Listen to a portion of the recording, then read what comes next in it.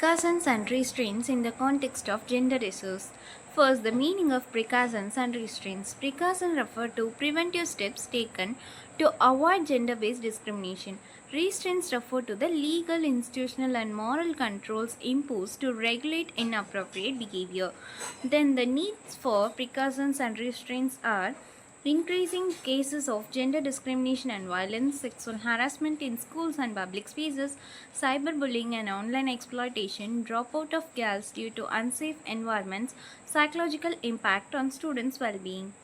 Then the next one is institutional safeguards in schools, that is formation of gender sensitization committees and establishment of ICC, clear anti-harassment and anti-bullying policies, display of child protection guidelines, CCTV surveillance and safe school transport facilities.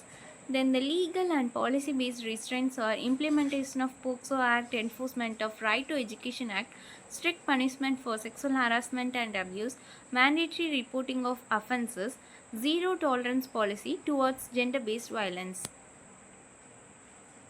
Then precautions against sexual harassment, awareness programs on safe and unsafe touch, confidential complaint boxes and helplines, immediate action against offenders, appointment of trained counselors and sensitization workshops for teachers and staff.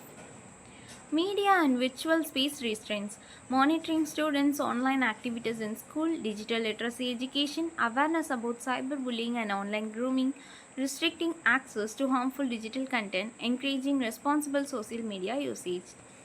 Then the classroom level precautions are avoiding gender stereotypes, then providing equal participation, using gender neutral language, fair distribution of responsibilities, and encouraging mutual respect among students.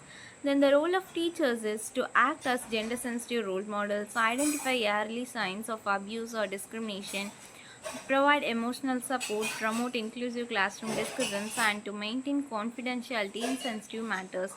Then the role of parents and community are monitor children's online behavior, promote gender equality at home, attend school awareness programs, collaborate with school authorities, report any suspicious activities immediately. Then the psychological and emotional safeguards, that is creating safe spaces for expression, counseling and mental health support, confidence building activities for girls, encouraging assertiveness and self-protection skills, reducing stigma around reporting abuse. Promoting gender neutral and inclusive spaces, respecting diverse gender identities, preventing exclusion and ridicule, equal access to facilities and opportunities, inclusive policies for all gender groups, celebrating diversity and mutual respect.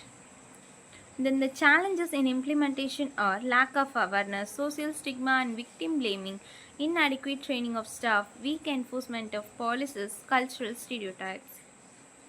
Suggestions for improvement are regular gender sensitization training, stronger legal enforcement, student awareness campaigns, safe reporting mechanisms, periodic review of school policies.